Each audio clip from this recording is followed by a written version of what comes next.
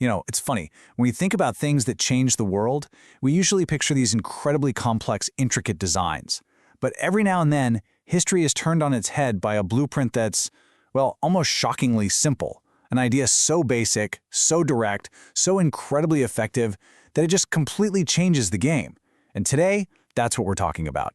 We're going deep into the story of one of those blueprints, a simple steel tube that gave one soldier the power to stare down a steel monster and win. So let's just start with the single most terrifying question for an infantryman in World War II. Just picture it for a second. You're on the ground and you hear it before you see it, that clanking, grinding rumble. And then it comes over the hill, a German Panzer tank, a 50-ton fortress of rolling steel and death. How in the world do you, one person with a rifle, stop that? For the first few years of the war, the answer was pretty grim. You didn't.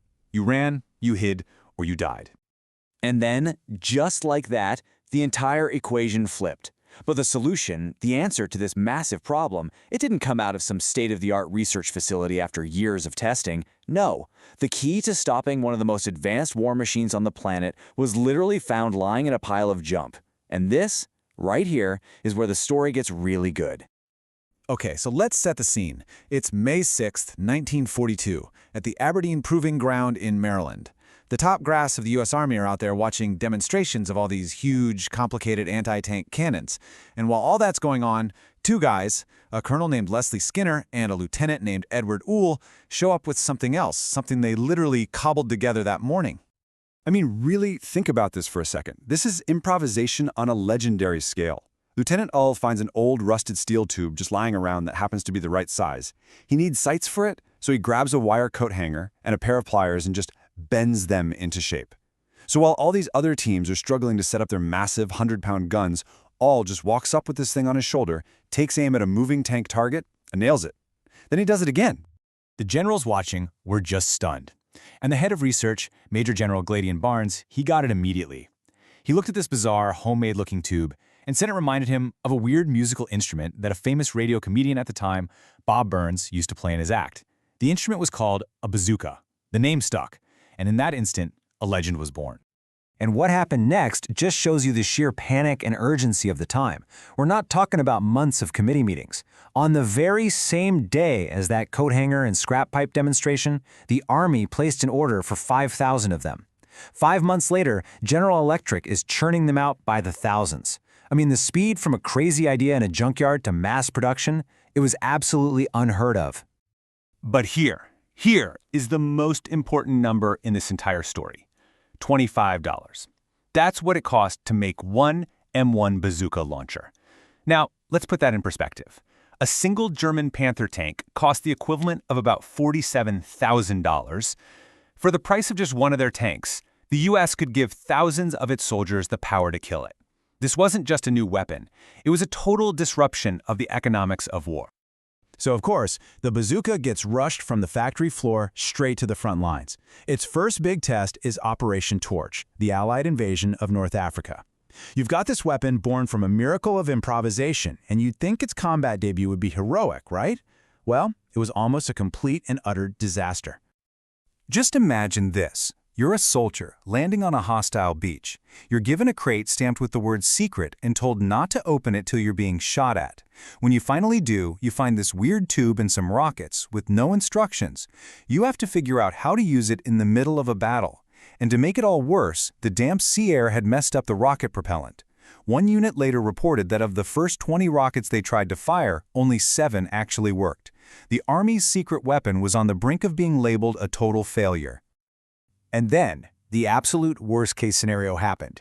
During the chaos of the Battle of Kasserine Pass, German troops overran some American positions, and there they found them, perfectly intact bazookas with their rockets. The secret was officially out. America's brand-new tank killer was now in the hands of the enemy. Now, these captured weapons were immediately sent back to Germany for the engineers to study. And you know what's incredible? The Germans didn't laugh it off as some primitive American toy. They were seriously impressed. Their official technical report basically said, "This thing is genius." They saw right away that its brilliance was in its simplicity. It was a simple solution that could be mass-produced in any basic factory. And they knew, right then and there, that they had a huge problem on their hands. So what do you do when your enemy comes up with a brilliant, simple idea? Well, you copy it. The Germans took the bazooka, reverse-engineered it, and scaled everything up. They created the Panzer Schreck, literally the tank terror. And as you can see, they made it bigger and more powerful, but also much heavier and way more complicated.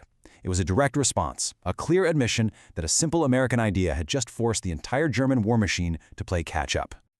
Okay, so even with that rocky start, even with the enemy copying the design, the bazooka was about to change everything. Its real impact wasn't just in the tanks it destroyed, it was in how it completely destroyed the idea that made tanks so terrifying in the first place. This quote right here from Colonel James Gavin of the legendary 82nd Airborne says it all. After the invasion of Sicily, he noted that his paratroopers knocked out 17 German tanks with bazookas. But then he says this: the psychological effect was even bigger than the physical destruction. Think about that. Before, soldiers were terrified of tanks. Now, they were actively hunting them.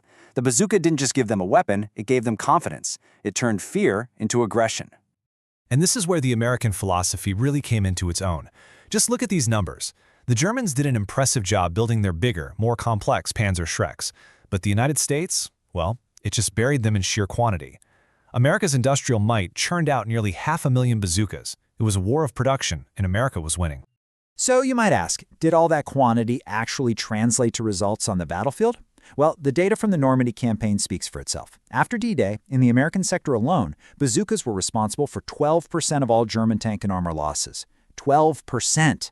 That might not sound like a majority, but for a cheap, simple two-man weapon going up against the most feared armored divisions in the world, that is an absolutely phenomenal achievement.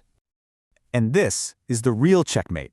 The German Blitzkrieg, the lightning war that had conquered most of Europe, it depended entirely on tanks moving fast and hitting hard, way ahead of their own infantry. The bazooka made that suicide. All of a sudden, every single hedgerow in Normandy, every bombed-out building in a French town could be hiding a bazooka team. The German tanks had to slow down, to crawl, waiting for their own soldiers to walk ahead and clear a path. The bazooka didn't just kill tanks, it killed speed. It killed the Blitzkrieg. So, when you step back and look at the whole story, what's the big lesson here? It's that the bazooka wasn't just a piece of hardware. It was the physical embodiment of a whole philosophy of war, a philosophy of good enough that ultimately proved to be a blueprint for victory. This chart just lays it out perfectly. Look at the difference. The Germans were obsessed with technical perfection. Their Panzer Schreck was a superior weapon on paper, but it was heavy and took 18 man-hours to make one. The Americans took the opposite approach. The later M9 bazooka took just 2.4 man-hours. The thinking was brutally simple. A pretty good weapon in the hands of every single soldier is infinitely better than a perfect weapon that only a few can have. And that really boils it all down to these three key ideas. First, choose simplicity over complexity, every time. Second, understand that in a total war, your factories are just as important as your armies. Mass production is a weapon. And third, and this is the most powerful one, you have to trust and empower the individual soldier on the ground. Because that's the ultimate legacy of the bazooka, isn't it? It democratized the battlefield, it took the power to kill a $500,000 tank and put it into the hands of a 19-year-old kid from Ohio. It was an incredible act of trust in the citizen soldier. It was the idea that you could defeat a complex, top-down war machine by empowering everyone at the bottom. And it proved, without a doubt, that sometimes the simplest blueprint is the most powerful one of all. Which kinda leaves us with one final thought, doesn't it? The bazooka was this world-changing blueprint for victory that started as junk and a coat hanger. It really makes you stop and wonder, what are the simple, good enough ideas of today? What are the things being born out of pure necessity right now that are quietly rewriting the rules for all of our futures?